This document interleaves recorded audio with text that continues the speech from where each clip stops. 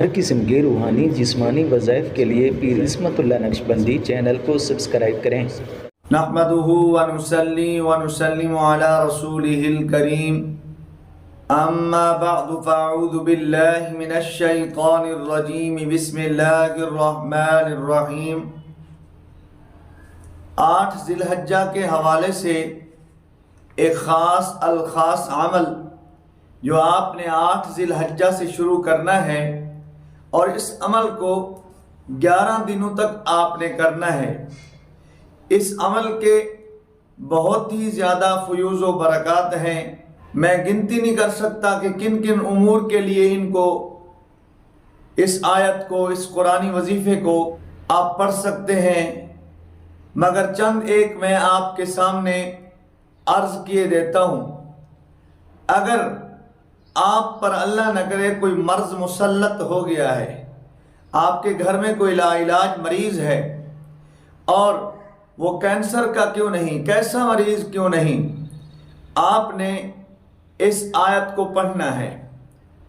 اگر آپ پر قرض ہے تو آپ قرض کے لیے اس آیت کو پڑھیں گے۔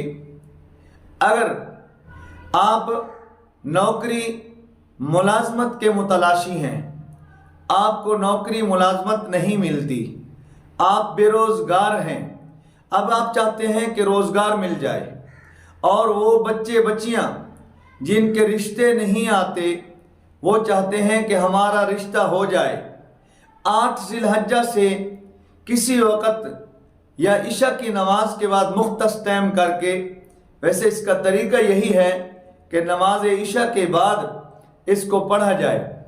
آپ نے 101 مرتبہ قرآن پاک کی اس آیت کو پڑھنا ہے، اور پڑھ کر پھر اللہ سے دعا کرنی ہے۔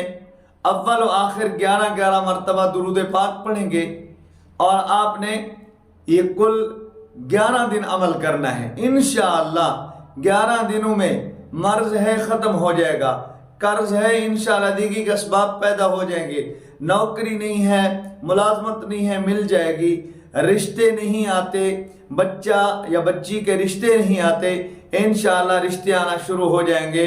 وہ قرآن پاک کی آیت اعوذ باللہ من الشیطان الرجیم وَمَن يَتَّقِ اللَّهَ يَجْعَل لَّهُ مَخْرَجًا وَيَرْزُقْهُ مِنْ حَيْثُ لَا يَحْتَسِبُ وَمَن يَتَوَكَّلْ عَلَى اللَّهِ فَهُوَ حَسْبُهُ إِنَّ اللَّهَ بَالِغُ أَمْرِهِ قَدْ جَعَلَ اللَّهُ لِكُلِّ شَيْءٍ قَدْرًا۔ اس آیت کو 101 مرتبہ اول و آخر 11 مرتبہ درود پاک پڑھنا ہے، اور 11 دنوں تک اس عمل کو آپ نے کرنا ہے۔ انشاءاللہ کیسا آپ پر قرض کا بوجھ ہے، اللہ رب العزت اس کے ادائیگی کے اسباب پیدا فرما دیں گے۔ نوکری ملازمت نہیں ہے، ملے گی انشاءاللہ، مل جائے گی، 11 دنوں کے اندر ملے گی۔